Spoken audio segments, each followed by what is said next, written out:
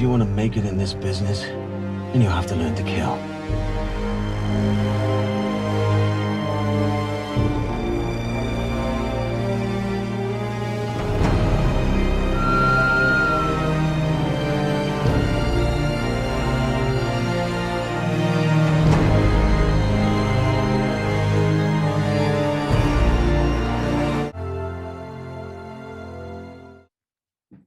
Hey, nice background. What's up, Thomas? Look at you. Hey, how's it going? Good to see you. Yeah, I'm catching a ride with these two dudes. Hope you don't mind sharing the car with me. It's all right. The question is, are you going to face the end of my tire iron, or are you one of the good guys? We will get to that. I don't know yet. We'll know by the end of the interview. I was trying to figure out where we first met. All I can remember, it was one of the conventions, and you were selling a book. Was it Comic-Con or WonderCon? I mean, I've done a lot of Comic Cons, and obviously, I think we have a mutual friend, which is Sean Lane. Yes, Sean. So I thought, like, I mean, we've been connected on Facebook for a while, Right. and I'm like, when did we become virtual friends? I don't remember. I remember just passing you by and you were selling a book. I mean, this is just fleeting memory, but I can't remember where it was because I do so many conventions and, I just can't remember. I just have a flashbulb memory of that. So, yeah, I'm trying to think. I mean, I know I did right before the lockdown. It was like one of the last events that happened was Toy Con in Vegas. maybe that was it. But that was only just, the beginning of 2019. That was Right. like March. Like that was like everything was shutting down in the town. Like buffets were closed, and Isn't it was it like, awful? Oh, we might shut down for a couple weeks. I don't know. Yeah, isn't that awful? I mean, I'm a native, born and raised, and there's just my town I've seen it through so many different things from 9/11 to whatever. But this is awful, so we just got to get those vaccinations going. And there's already new casinos being built. They're talking about world resorts opening up soon, so this town's just like a bull in a chute. It's just waiting to get out. But it's been that way for a while. I wasn't raised there, but I was obviously born there, and so I have my family and stuff. But there was that big contract that happened for the build for expanding the airport, and then remember they tried to get out of it, and that was Right. like the first sort of like the most recent economy, tumble, and it was just starting to come out of that, and then boom, COVID. Yeah, my whole family's in construction. They have been since the 50s. And I'm the only one who went the other way. So, well, thanks for talking to me today about your new movie, Adverse, man. I watched it last night. Pretty good. Right Pretty on. good. Thank you. Yeah, Nice thank you. and- We saw your review. We reposted it and all that. So thank you for doing that and Oh, sure. such last minute notice and posting it to your. I know, dude. You your don't blogs hate and critics stuff. like my movie's opening tomorrow. I'm like, what? It's like, It was one of those weird things where I think there was a miscommunication with Lionsgate and with Rogers and Cowan, and we had it in our mind for like the last month that we weren't allowed to get reviews done. And so then all of a sudden Rogers and Cowan comes to us with like this review for Variety, and we're like, "Oh, I thought we weren't allowed to do reviews." They're like, right. "No, that's okay." I'm like, "Wait a second. Whoa. Who messed up this thing?" So Well, I know you want a theatrical release and it's in limited, but we're quarantined. Everybody's on VOD right now. So I think closer to March when you do the VOD, that's when you're gonna go, right. because that's all we've been doing. Nobody's going to the theaters. No, everyone that I know, none of the critics are going. And I do radio shows, and people are like, we don't feel safe yet. Everyone's at home. So I think Right. you're in the best place. You got the best seat in the house. Yeah, I mean the thing for us is while we knew that and Lionsgate pushed the release back a couple of times, I think we've always had it in mind to support theatrical businesses, having gone to like CinemaCon for the last few years. Right. And especially now, I mean, all the shutdowns that happened, like, the theaters are open. So, there's some people that maybe already have their vaccine that, work in the health industry, or, people that, maybe just feel safer than others. Cause it's going to be all different kinds. Like even when school goes back, there may be some families that are like, nope, my son's staying at home, or go ahead, get out of here. I always say that, look, the movie's playing in the theater, but I'm not telling you to go. I'm like, it's your decision. Because a lot of people are, the last movie I saw was, and Warner set up a private screening for me to see Tenet. That was back in May or something. So I'm in this theater by myself watching, Tenet, but it just felt weird because I haven't been to a movie since last March in the theater, but I've been busier than ever at home, doing streaming, and it's just crazy how many things are going on. So one of them was Adverse. We got to get to that movie. We got to stop. This is when we have a drink later, Tell me about your character, Ethan. Besides, he can only cook spaghetti. I know that. But what else can you tell me about him? Well, Ethan, I think we don't really harp too much on it, but we sort of soft touch on his mental illness. Based upon his how he was raised, his loss that he's suffered, which we find out about during the course of the story and some flashbacks. And he's obviously got anger issues, which again is foreshadowed right in the beginning. When Lou Diamond Phillips, as his quote unquote parole officer, says, "Any outbursts lately?" So we know that he's got a sordid past.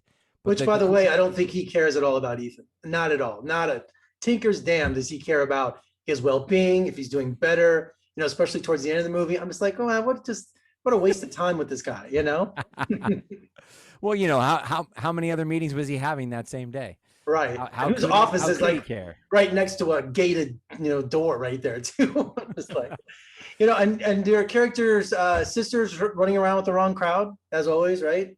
Nice little plot device. She is, and she's not listening to Ethan's advice of having been there, done that, saying, you're going to get into trouble, like don't do what I did, essentially. The coolest thing for me about playing Ethan, in and amongst all these sort of devices that define him, is just how different he is from me. And I spent a lot of time developing the character with Brian A. Metcalf and in rehearsals with Kelly Arjun, who plays Mia, and really just making the character very, very different from me, almost unrecognizable to a degree. Very unrecognizable. You were pretty scary at times, and you're a rideshare driver. And, I always think about how New York is a city that never sleeps. I was watching this movie and being, LA 1,000 times, LA sleeps. LA goes to bed, right? If you ever try to get something to eat after 9 o'clock in LA, I mean, everything closes up unless you're on the Sunset Strip, right? But when you're cruising downtown, it is deserted, So I thought that really gave an eerie edge to the movie too. Yeah, he was sort of the lone. They were the Lone Rangers with their insomnia, running around at night. It was quite eerie to be in those locations because we were actually there in downtown LA in the middle of the night. Ironically, or not ironically, but we were doing our tech scout early on because I also produced on the film. And we went to this warehouse location where the final fight takes place. And there was another crew that were tech scouting as well at the same time. This is all, pre-COVID. So right. And great warehouse, by the way. Great warehouse. Yeah, great warehouse. Yeah. Well, you'll find out how great it is in a moment because our first AD looks over at the other crew, which there's like 25 of them, and there's maybe like 10 of us, and he goes, "Oh, I think that's so and so. That's Tarantino's first AD," and they were tech scouting for Once Upon a Time in Hollywood, which we shot in that area like right before they overtook the entire area. Like we wouldn't have been able to rent a street corner. That is too cool, man. That's too cool. And Sean Austin plays your boss. How could you attack him? He's a hobbit, for crying out loud. Poor guy. He looked fair terrible. enough. But we also did our best to give him the opportunity to be a sleazeball. If you notice, all the pictures on his wall behind him, it really defines his character. And I thought he did a great job, kind of playing against type. Oh, absolutely. And all the accusations he was making against Ethan, I think he was titillated by it, to tell you the truth. Well, that's the whole point. When Brian was working with the production designer, he wanted these, this sort of craziness, not craziness, but all this, the joys of doing interviews at home. Phone's ringing. It's not many times an actor gets to work with a legend, and Mickey Rourke, man. I mean, from the moment he gets in your car, this presence with him, and I was watching every little detail with him. He just, a look or the way he says a line. I mean, were you intimidated, when you ran lines with him or when you first met him? Because just in the movie, I was like intimidated. Yeah, he's sort of larger than life by not being actually too large. I mean, as the filming went on and we had a couple of moments of getting to know one another, the stories that he would tell were amazing, and he's very boisterous in reality versus his character. There's sort of there's a lot to say about him. He's a very intense actor, very talented. And I remember the first scene we shot was downstairs in the Viper Room, which we call the Velvet Room. Right. And so he comes on set. I'm there. He doesn't introduce himself. We kind of like run the rehearsal, yeah. We go to shoot the scene, shoot the first scene, and he just goes off book completely. And so I'm following along with him, and Brian finally yells cut after the scene is kind of finished, and he kind of looks at me and he's like, "Hey, I'm Mickey." And I was like, "Man, I think I just passed some sort of like Mickey Rourke test. I didn't break, or I followed along with this master." It was a master's class. He was auditioning you.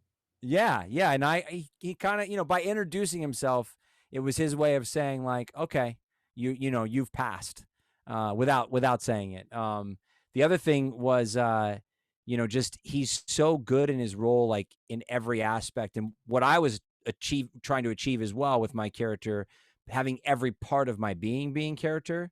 I now can cite 2 instances, one from my wife and the second now from a review that came out today, where they both are like, "Oh, is he doing okay, like physically? Because he's kind of hobbling around, through the court. He's got this cane. Like, how was it filming with that?" And like, there's even a comment on it.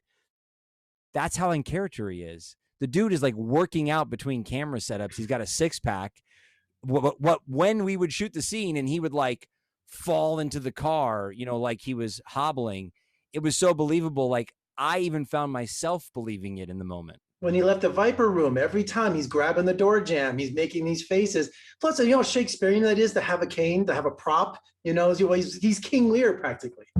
I think Brian wasn't necessarily too happy about the cane when he got hit with it. Yeah, and I was thinking your choice of weapon, the tire iron. There's that scene towards the end. Was that one shot? Because you guys were rehearsing as you were going in and out of that warehouse. Yes, that was one shot. It was Brian A. Metcalf's, if I'm not mistaken, there's sort of an homage, at least from the presentation of Road to Perdition with Tom Hanks. Right. And is Paul Newman, right? No. Yeah, that's him. Yep. Yeah. Road to Perdition. So when they have their confrontation, the music sort of takes over and you don't really hear the scene except for the tiny little bit of rain, even though it's a torrential downpour. Right. And that was the idea. We kept getting notes back from QC reports saying, "Hey, the sound cuts out. We can't hear any of the hits or any of the Foley during this 10-minute or this 5-minute section." We're like, that's on purpose. Well, Ethan had a chance to use a gun, but he kept going back to the tire iron. Is it because, I'm not giving any spoilers away, his past experience with a gun, if you know what I mean? Is it that's why he wouldn't pick one up or he wouldn't use it? He used it like a gun. He even had it like a holster in the car next to him. Yeah, no, I think based upon, what happened that we find out in the flashbacks. Right. And there's 2 instances in his history that that steer him away from that. And really quick too, for that scene, we rehearsed that scene so many times to get that choreography right and the camera movement right, with the steady cam and all that stuff. And I did notice when the 2 hitmen, when you go use the tire iron them for the first time and you sat down on the couch, I'm like, how can he sit down with a tire iron in his leg? But you kept your leg straight. I noticed you want to talk about method? I have the tire iron in my pants. Do you really? Okay. Oh yeah. You can't remove that and then forget that it's there. It's not. This isn't an anime. Because the guy's like, sit down, man. And I'm like, how's he gonna? He's gonna look like an idiot. But you kept, because how's he gonna bend his leg with a tire iron? And you did it. You covered it. So I thought it was very method. Very good. Thank you. Well, you're a producer as well. So does that, tell me about the extra pressure that's on you for doing something like that. It's not really extra pressure. It's really just no downtime. As an actor, sometimes as an actor, I found myself overthinking roles because of the downtime. So that's when I started playing music, during camera setups. Mickey Rourke works out. I play guitar. Because you can only put so much prep in, and then you can kind of over prep. It's kind of like overcooking the meal. And you've got to leave a little bit of life left in there after the rehearsals and all that. And so as a producer, that's sort of my playing guitar. It's my thing to do in between. That doesn't mean that I'm going to overcook the scene as an actor.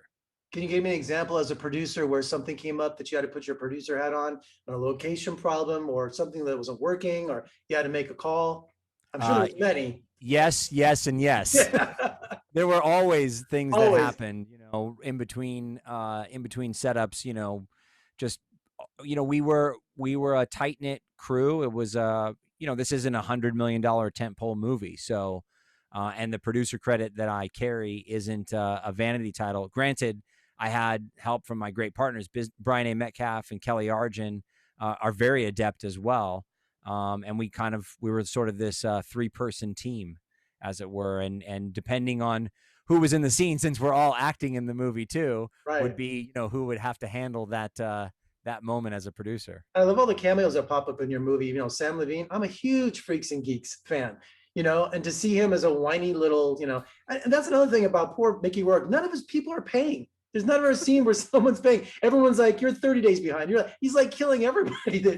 He's the worst loan shark. He's a bank would say no before he would, right? It's kind of true. That scene with Sam and Matt Ryan, that sequence is one of my favorites. It reminds me so much of like Scorsese with like Mean Streets and all those films that he were at the beginning of his career. Yeah. I mean, that still exists now, but he's got a lot different sort of gambit. And I think you're a gangster first by having the first loan shark being paid off by a debit card. I think that's a first. So the question is, did he really go and collect the money? Oh yeah, like you could get 10,000 out of an ATM, right? But so hey, he got what he deserved, I guess, right? I mean, well, I guess it's better than him trying to pay with like PayPal or a Bitcoin. I mean, come up with a better story. Oh, I just came back from a funeral. Inheritance is coming. I would like break his legs too. I mean, that's the stupidest story I ever heard. Well, Thomas, congratulations, man! Gritty crime drama. Really enjoyed it, and I wish you all the luck with it. And thanks for talking to me today. And good luck. Yeah. Thank you so much for taking the time to watch our film and help get the word out. We appreciate it. Cool, man. Take care. You too.